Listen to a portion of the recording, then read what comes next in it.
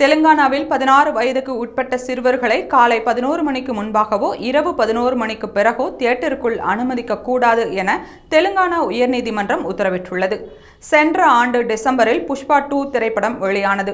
அப்போது ஹைதராபாத்தில் உள்ள ஒரு திரையரங்கில் அதிகாலை சிறப்பு காட்சி திரையிடப்பட்டது.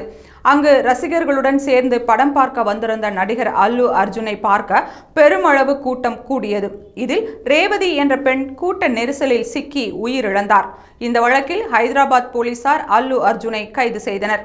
பின்னர் அவர் ஜாமீனில் விடுவிக்கப்பட்டார். இந்த விவகாரம் பெரிதும் பேசப்பட்டது. இந்நிலையில் திரைப்பட டிக்கெட் விலை உயர்வு மற்றும் சிறப்பு காட்சிகளுக்கான அனுமதி தொடர்பாக தெலுங்கானா உயர்நீதிமன்றத்தில் மனு தாக்கல் செய்யப்பட்டது.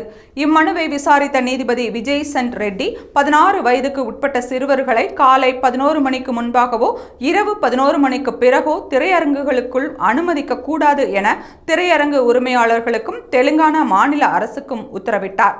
அதிகாலை மற்றும் நள்ளிரவில் படம் பார்ப்பது மனதளவில் குழந்தைகளுக்கு பாதிப்பை ஏற்படுத்தலாம் என நீதிபதி விஜய் சந்த் ரெட்டி தெரிவித்ததுடன் இந்த வழக்கை பிப்ரவரி 22ஆம் தேதிக்கு ஒத்திவைத்தார்.